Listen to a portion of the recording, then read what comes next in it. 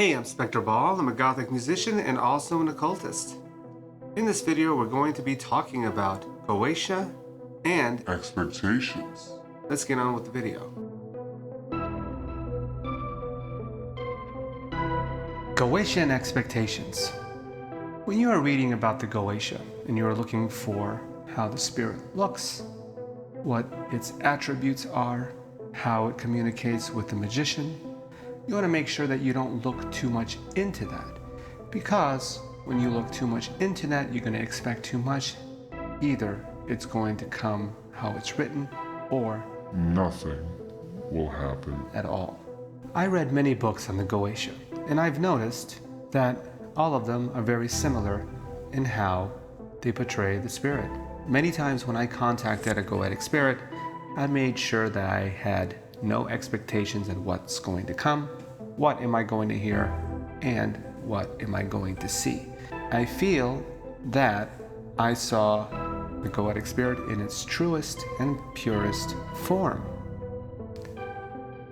When you expect too much when reading about the Goetia, what tends to happen is that you project the mental images of what you read onto the spirit. And you don't see the spirit in its true essence, you see a diluted version of it.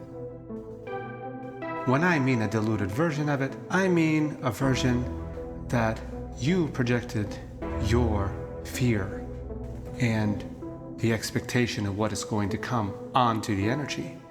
So what you're seeing really isn't the true energy. You're seeing a projection of what you projected onto it.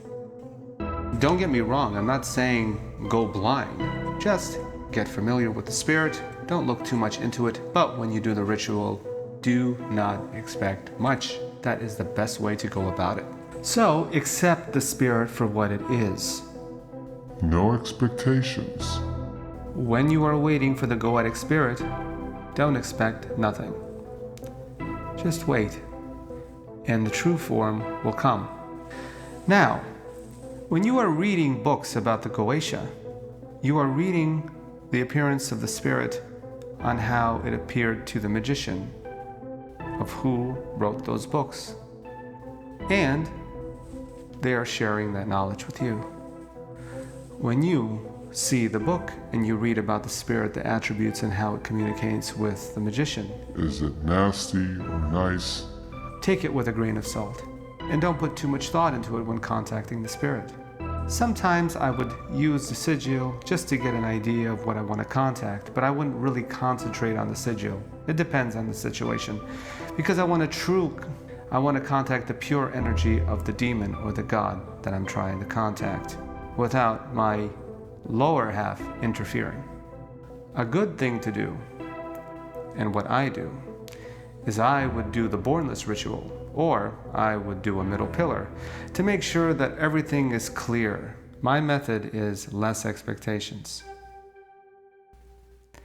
Anyway, thank you for watching, and I will see you in the next video.